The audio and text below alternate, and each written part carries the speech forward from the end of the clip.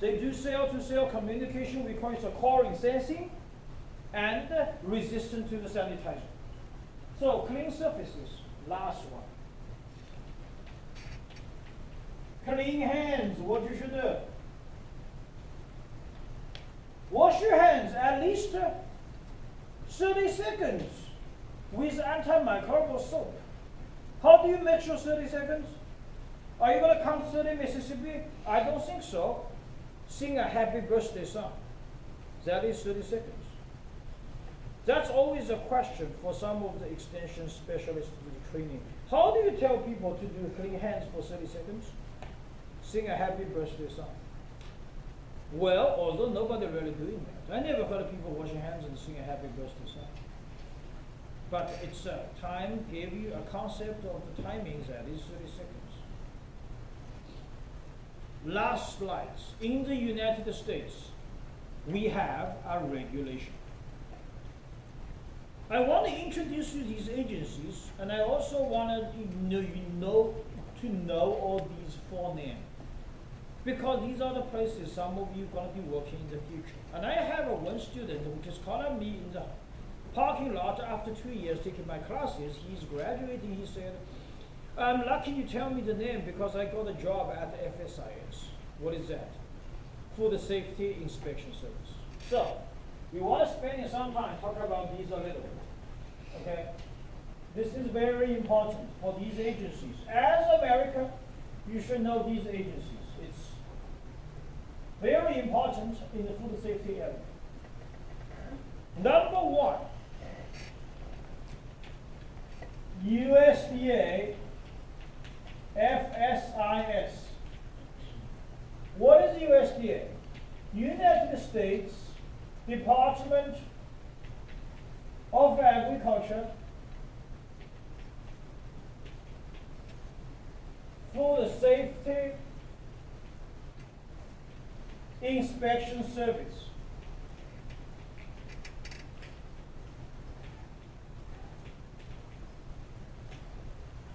What do the regulations they usually for? Meat, poultry, and processed egg. Okay, what is processed egg? An egg inserted into a sandwich, a croissant with sausage, with the egg, that is processed egg. FSIS will be taking care of that. How about the raw egg? FDA will do that. Second one is FDA. This is, Food and Drug Administration. They take care of, I will say, all others besides meat, poultry, and processed egg, including raw egg, juice, and fresh produce. Now, with new regulation of the FSMA, there is a signal that the FDA is going to take care of everything. Third one, CDC. The full name is tricky. Centers for Disease Control and Prevention. Don't forget the prevention. This name is confusing you, to be honest. Lots of people say Centers for Disease Control. Don't forget, and prevention. That's why the CDC regulation all the time come out for the COVID-19, although people doesn't like it. They change all the time. Today they say that, tomorrow they say that. Some of them doesn't even make much sense. But it's okay. Okay, Centers for Disease Control and Prevention. What they do. This is a little bit old, but I want to introduce to you is that they're using molecular methods called puzzled field geoelectrophoresis, called PFGE. They don't do this anymore, PFGE long time. It's DNA fingerprint technology. So all of the pathogens, they will run the gel, have a different bands, have a database. So once you have an outbreak, we're going to do the same thing. We compare the bands with those standards.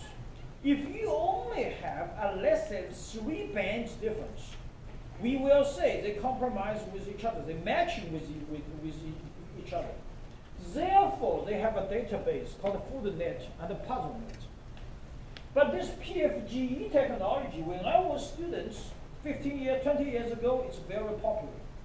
Right now, nobody is doing that. The equipment is even out of the market. The reason is, right now, if you have a pathogen, you do isolation, you get a single colony, people will directly to do whole genome sequence.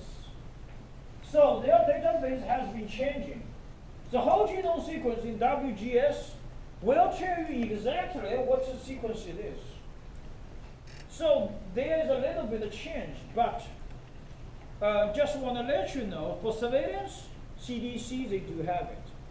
If you're interested about microbiology, want to do some of the research, then the CDC lab have lots of the research programs. And they also have some internship for undergraduates, even master students and PhD students can do the internship in the summer. And FDA always have a lab with open jobs for the person, and the FSIS, the testing lab, always need a person to do the internship. So that's a very good resource to find a job, even an internship in the summertime if you're interested about that. The only regulation is that most of these, they need a United States citizenship. They doesn't really hire foreign. So that's kind of the restriction. But other than that, it's a very good place for you to work there. Okay? So this is the end of today. We talk about the introduction of food and safety. We're going to talk about the poultry processing on Thursday. Okay.